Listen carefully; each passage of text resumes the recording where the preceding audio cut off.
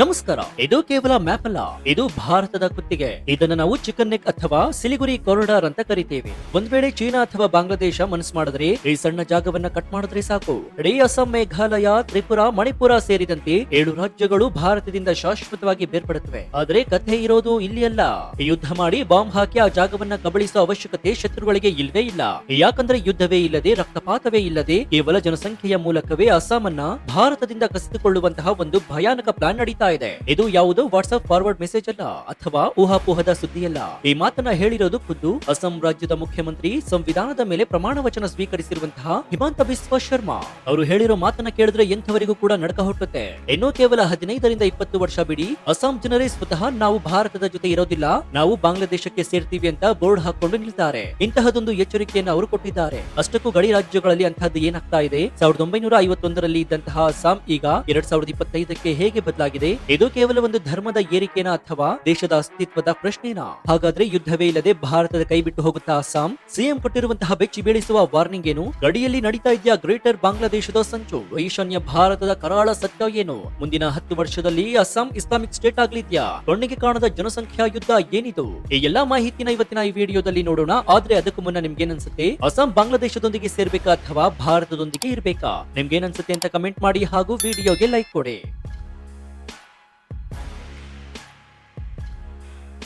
ಸ್ನೇಹಿತರೆ, ಮೊನ್ನೆಯಷ್ಟೇ ಅಸ್ಸಾಂ ಸಿಎಂ ಹಿಮಂತ ಬಿಸ್ವಾ ಶರ್ಮಾ ಅವರು ಒಂದು ವಾರದ ಅಂತರದಲ್ಲಿ 2 ಬಾರಿ ಎಚ್ಚರಿಕೆಯ ಗಂಟೆಯನ್ನು ಬಾರಿಸಿದ್ದಾರೆ. ಅವರು ಹೇಳ್ತಿರೋದು ಒಂದೇ ಮಾತು: ಅಸ್ಸಾಂನ ಡೆಮೋಗ್ರಫಿ ಅಥವಾ ಜನಸಂಖ್ಯಾ ಚಿತ್ರಣ ಊಹೆಗೂ ಮೀರಿದ ವೇಗದಲ್ಲಿ ಬದಲಾಗ್ತಾ ಇದೆ. ಅವರ ಲೆಕ್ಕಾಚಾರದ ಪ್ರಕಾರ ಅಸ್ಸಾಂನಲ್ಲಿ ಈಗಿರೋ ಅಕ್ರಮ ವಲಸಿಗರ ಸಂಖ್ಯೆ ಅಥವಾ ನಿರ್ದಿಷ್ಟ ಸಮುದಾಯದ ಸಂಖ್ಯೆ ಇನ್ನು ಕೇವಲ 10% ಹೆಚ್ಚಾದ್ರೂ ಕೂಡ ಆಟ ಮುಗಿಯಿತು. ಅಸ್ಸಾಂನಲ್ಲಿ ಮೂಲ ಅಸ್ಸಾಮಿಗಳೇ ಮೈನಾರಿಟಿ ಆಗ್ಬಿಡ್ತಾರೆ. ನೀವು ಕೇಳಬಹುದು, ಜನಸಂಖ್ಯೆ ಹೆಚ್ಚಾದ್ರೆ ಏನಾಗುತ್ತೆ? ಅವರು ಭಾರತೀಯರೇ ಅಲ್ವಾ ಅಂತ.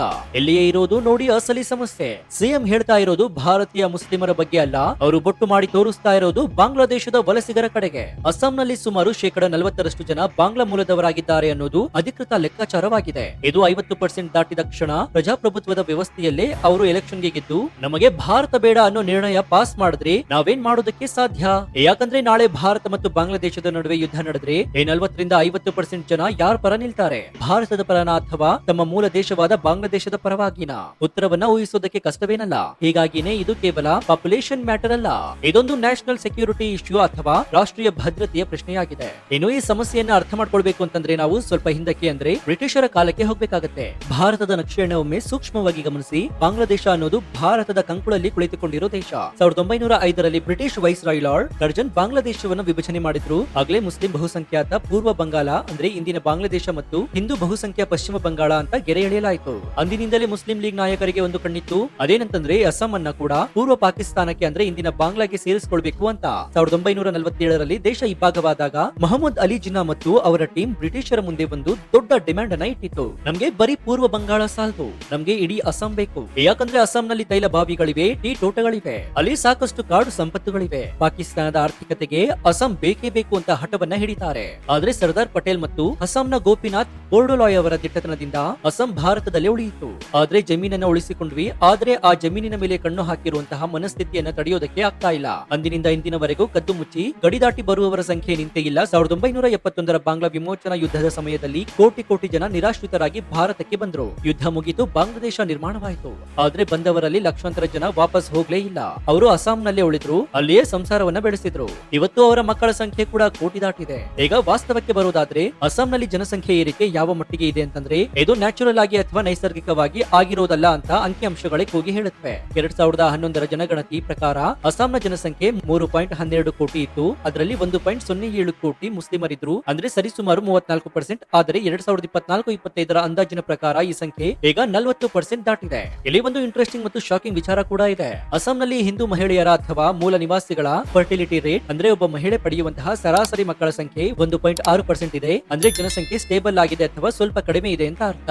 ಆದ್ರೆ ಅಲ್ಲಿನ ವಲಸೆ ಮುಸ್ಲಿಂ ಮಹಿಳೆಯರ ಫರ್ಟಿಲಿಟಿ ರೇಟ್ ಎಷ್ಟು ಗೊತ್ತಾ? ಸರಿಸುಮಾರು 2.4% ರಿಂದ 3% ವರೆಗೆ ಇದೆ. ಅಂದ್ರೆ ಪ್ರತಿ 10 ವರ್ಷಕ್ಕೊಮ್ಮೆ ಅವರ ಜನಸಂಖ್ಯೆ ಡಬಲ್ ಆಗ್ತಾ ಹೋಗ್ತಾ ಇದೆ. ಜಿಲ್ಲಾವಾರು ನೋಡೋದಾದ್ರೆ ಪರಿಸ್ಥಿತಿ ಇನ್ನೂ ಕೂಡ ಗಂಭೀರವಾಗಿದೆ. ಅಸ್ಸಾಂನ ಒಟ್ಟು 33 ಜಿಲ್ಲೆಗಳ ಪೈಕಿ ಈಗ ಬರೋಬ್ಬರಿ 11 ಜಿಲ್ಲೆಗಳಲ್ಲಿ ಮುಸ್ಲಿಮರು ಬಹುಸಂಖ್ಯಾತರಾಗಿದ್ದಾರೆ. ಅದರಲ್ಲಿ ಮುಖ್ಯವಾಗಿ ಸೌತ್ ಸಲ್ಮಾರಾ, ಇಲ್ಲಿ ಬರೋಬ್ಬರಿ 95% ಮುಸ್ಲಿಂ ಜನಸಂಖ್ಯೆ ಇದೆ. ಇನ್ನು ಧೂಬ್ರಿ 80% ಮುಸ್ಲಿಮರಿದ್ದಾರೆ.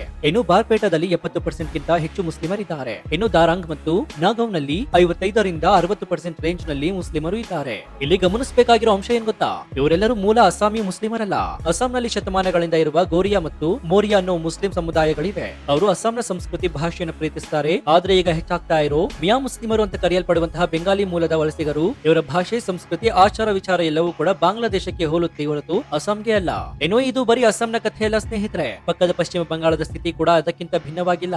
ಕೆಲವೇ ದಿನಗಳ ಹಿಂದೆ ಟಿಎಂಸಿ ಸದಸ್ಯರೊಬ್ಬರು ಇದು ಮುರ್ಷಿದಾಬಾದ್ ಕಣ್ರಿ ಹುಷಾರ್ ಇಂತಹದೊಂದು ಹೇಳಿಕೆಯನ್ನು ಕೊಟ್ಟಿದ್ರು. ಯಾಕೆ ಆ ಮಾತನ್ನ ಅಷ್ಟು ಧೈರ್ಯವಾಗಿ ಹೇಳ್ತಾರೆ ಗೊತ್ತಾ? ಯಾಕಂದ್ರೆ ಮುರ್ಷಿದಾಬಾದ್ ಜಿಲ್ಲೆಯ ಡೆಮೋಗ್ರಫಿ ಆಗಿದೆ. 1951ರಲ್ಲಿ ಮುರ್ಷಿದಾಬಾದ್ ನಲ್ಲಿ ಮುಸ್ಲಿಮರ ಸಂಖ್ಯೆ 55% ಇತ್ತು. 2011ಕ್ಕೆ ಅದು 66% ಆಯ್ತು. ಈಗ 2025ಕ್ಕೆ ಅದು 75% ದಾಟಿರೋ ಸಾಧ್ಯತೆ ಇದೆ.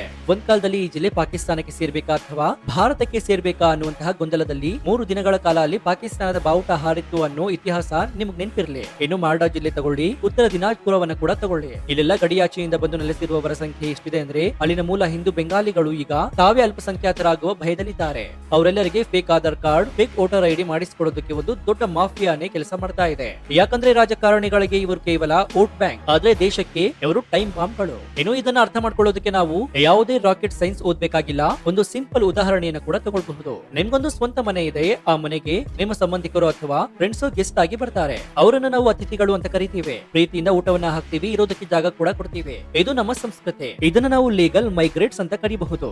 ಆದ್ರೆ ಕಲ್ಪಿಸಿಕೊಳ್ಳಿ, ರಾತ್ರಿ ನೀವು ಮಲಗಿದಾಗ ಹಿತ್ತಲ ಬಾಗಿಲು ಮುರಿದು ಅಥವಾ ಕಿಟಕಿ ಮುಖಾಂತರ 5-6 ಜನ ಅಪರಿಚಿತರು ನಿಮ್ಮ ಮನೆಗೆ ನುಗ್ತಾರೆ, ಹಾಲ್ ನಲ್ಲಿ ಮಲಗ್ತಾರೆ, ನಿಮ್ಮ ಫ್ರಿಡ್ಜ್ ನಲ್ಲಿರೋ ಊಟವನ್ನ ತಿಂತಾರೆ. ಬೆಳಗ್ಗೆ ಎದ್ದು ನೀವು ಯಾರು ಹೊರಗೆ ಹೋಗಿ ಅಂದ್ರೆ ಇಲ್ಲ ನಾವು ಇಲ್ಲೇ ಇರ್ತೀವಿ, ಈ ಮನೆಯಲ್ಲಿ ನಮಗೂ ಕೂಡ ಪಾಲ್ ಬೇಕು ಅಂತ ಜಗಳಕ್ಕೆ ಬಂದ್ರೆ ನೀವೇನ್ ಮಾಡ್ತೀರಾ? ಅವರನ್ನ ಒದ್ದು ಹೊರಗೆ ಹಾಕ್ತೀರಾ ಅಲ್ವಾ? ಯಾಕಂದ್ರೆ ಆ ಮನೆ ಕಟ್ಟಿಸೋದಕ್ಕೆ ನೀವು ಕಷ್ಟಪಟ್ಟಿರ್ತೀರಾ, EMI ನೀವು ಕಟ್ತಾ ಇರ್ತೀರಾ. ದೇಶ ಅಂದ್ರೆ ಏನು? ಅದು ನಮ್ಮೆಲ್ಲರ ದೊಡ್ಡ ಮನೆ. ಇಲ್ಲಿಗೆ ವೀಸಾ ತಗೊಂಡು ಪರ್ಮಿಷನ್ ತಗೊಂಡು ಬರೋರು ಅತಿಥಿಗಳು, ಆದ್ರೆ ಕದ್ದು ಮುಚ್ಚಿ ಬೇಲಿ ಹಾರಿ ಬರೋರು ಅತಿಕ್ರಮಣಕೋರರು. ವಸುದೈವ ಕುಟುಂಬಕಂ ಅಂದ್ರೆ ಇಡೀ ಪ್ರಪಂಚವೇ ಒಂದು ಕುಟುಂಬ ಹೌದು, ಆದ್ರೆ ಅಕ್ಕಪಕ್ಕದ ಮನೆಯವರ ಆಸ್ತಿ ಪಾಸ್ತಿ ಲೆಕ್ಕ ಬೇರೆ ಇರುತ್ತೆ ಅಲ್ವಾ? ಪ್ರತಿಯೊಂದು ದೇಶಕ್ಕೂ ಅವರದ್ದೇ ಆದಂತಹ ಗಡಿ ಸಾರ್ವಭೌಮತ್ವ ಇರುತ್ತೆ. ಅದನ್ನ ಕಾಪಾಡಿಕೊಳ್ಳೋದು ಆ ಮನೆಯ ಯಜಮಾನನ ಅಂದ್ರೆ ಸರ್ಕಾರದ ಜವಾಬ್ದಾರಿ. ಇನ್ನು ಈ ಸಮಸ್ಯೆ ಇವತ್ತಿನಿಂದಲ್ಲ, 1979ರಲ್ಲಿ ಅಸ್ಸಾಂನ ಯುವಕರು ಈ ಬೆಂಕಿಯನ್ನ ಗುರುತಿಸಿಕೊಂಡಿದ್ರು. ಅಸ್ಸಾಮಿನ ಕಾಲೇಜ್ ವಿದ್ಯಾರ್ಥಿಗಳು ಅಲ್ ಅಸ್ಸಾಂ ಸ್ಟೂಡೆಂಟ್ಸ್ ಯೂನಿಯನ್ ನೇತೃತ್ವದಲ್ಲಿ ಒಂದು ಐತಿಹಾಸಿಕ ಚಳುವಳಿಯನ್ನ ಮಾಡಿದ್ರು. 6 ವರ್ಷಗಳ ಕಾಲ ನಡೆದಂತಹ ಈ ಹೋರಾಟದಲ್ಲಿ 855 ಜನ ಪ್ರಾಣವನ್ನ ಕಳೆದುಕೊಂಡ್ರು. ಇವರ ಡಿಮ್ಯಾಂಡ್ ಒಂದೇ ಆಗಿತ್ತು, ನಮ್ಮ ನಾಡಿಗೆ ಆಕ್ರಮಣವಾಗಿ ಬಂದಿರುವಂತಹ ವಿದೇಶಿಗಳನ್ನ ಗುರುತಿಸಿ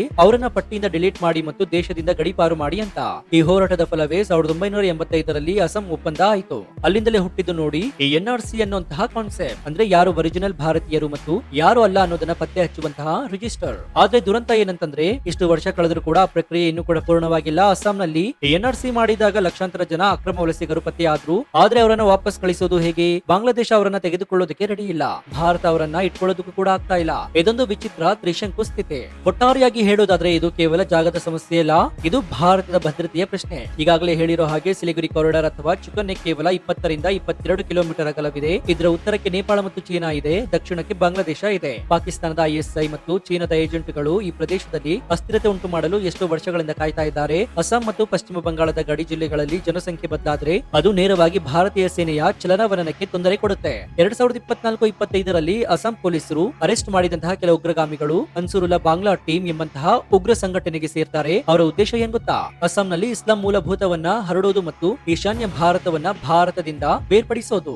ಈಗ ನೀವೇ ಯೋಚನೆ ಮಾಡಿ ನೋಡಿ, ಗಡಿಯಲ್ಲಿ ನಮ್ಮ ಸೈನಿಕರು ಎಷ್ಟು ಸ್ಟ್ರಾಂಗ್ ಆಗಿದ್ರು, ಗಡಿಯ ಒಳಗೆಯೇ ಶತ್ರುಗಳು ಹುಟ್ಕೊಳ್ತಾರೆ ಅಂತಂದ್ರೆ ಯುದ್ಧ ಗೆಲ್ಲೋದು ಹೇಗೆ? ಗ್ರೇಟರ್ ಬಾಂಗ್ಲಾದೇಶ ಅನ್ನೋದು ಬಾಂಗ್ಲಾದೇಶದ ಕೆಲವು ಮತಾಂಧರ ಕನಸು. ಅಂದ್ರೆ ಪಶ್ಚಿಮ ಬಂಗಾಳ ಮತ್ತು ಈಶಾನ್ಯ ಭಾರತವನ್ನು ಸೇರಿಸಿಕೊಂಡು ದೊಡ್ಡ ಇಸ್ಲಾಮಿಕ್ ರಾಷ್ಟ್ರ ಮಾಡೋದು. ಈ ಕನಸಿಗೆ ನೀರೆರೆಚ್ಚುವಂತಹ ಕೆಲಸವನ್ನ ನಮ್ಮದೇ ನೆಲದಲ್ಲಿ ನಿಂತು ಕೆಲವರು ಮಾಡ್ತಾ ಇದ್ದಾರೆ ಅನ್ನೋದೇ ದುರಂತ.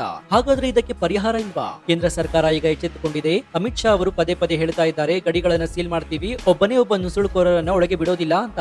ಈಗಾಗಲೇ ಗಡಿಗಳಲ್ಲಿ ಸ್ಮಾರ್ಟ್ ಫೇಸಿಂಗ್ ಅನ್ನ ಹಾಕಲಾಗ್ತಾ ಇದೆ. ಅಸ್ಸಾಂನಲ್ಲಿ ಕ್ಷೇತ್ರ ವಿಂಗಡಣೆ ಮಾಡುವ ಮೂಲಕ ಮೂಲ ನಿವಾಸಿಗಳ ರಾಜಕೀಯ ಹಕ್ಕನ್ನ ಉಳಿಸಿಕೊಳ್ಳುವಂತಹ ಪ್ರಯತ್ನ ಕೂಡ ನಡೀತಾ ಇದೆ. ಆದ್ರೆ ಕೇವಲ ಸರ್ಕಾರ ಮಾಡಿದ್ರೆ ಸಾಲದು, ಜನರು ಜಾಗೃತರಾಗಬೇಕು. ವೋಟ್ ಬ್ಯಾಂಕ್ ರಾಜಕೀಯಕ್ಕಾಗಿ ದೇಶವನ್ನೇ ಮಾರಿಕೊಳ್ಳುವ ನಾಯಕನನ್ನ ಪ್ರಶ್ನೆ ಮಾಡುವ ತಾಕತ್ತು ಜನರಿಗೆ ಬರಬೇಕು. ಸೊ ಈ ಬಗ್ಗೆ ನಿಮ್ಮ ಅಭಿಪ್ರಾಯ ಏನು ಅಂತ ಕಮೆಂಟ್ ಮಾಡಿ, ಹಾಗೂ ವಿಡಿಯೋಗೆ ಲೈಕ್ ಕೊಡಿ. ಜೊತೆಗೆ ನೀವು ಇನ್ನೂ ನಮ್ಮ ಚಾನೆಲ್ ಅನ್ನ ಸಬ್ಸ್ಕ್ರೈಬ್ ಮಾಡ್ಕೊಂಡಿಲ್ಲ ಅಂದ್ರೆ ಈ ಕೂಡಲೇ ಸಬ್ಸ್ಕ್ರೈಬ್ ಮಾಡ್ಕೊಂಡು ಪಕ್ಕದಲ್ಲಿರುವಂತಹ ಬೆಲ್ ಐಕಾನ್ ಅನ್ನ ಪ್ರೆಸ್ ಮಾಡಿ. ಇದರಿಂದ ನಾವು ಹಾಕುವ ಹೊಸ ವಿಡಿಯೋಗಳ ನೋಟಿಫಿಕೇಶನ್ ಮೊದಲು ನಿಮಗೆ ಸಿಗುತ್ತೆ. ಇದಾಗಿತ್ತು ಈ ಕ್ಷಣದ ವಿಶೇಷ. ನೋಡ್ತಾ ಇರಿ ಫಸ್ಟ್ ಟ್ಯೂಬ್ ಕನ್ನಡ. ಧನ್ಯವಾದ.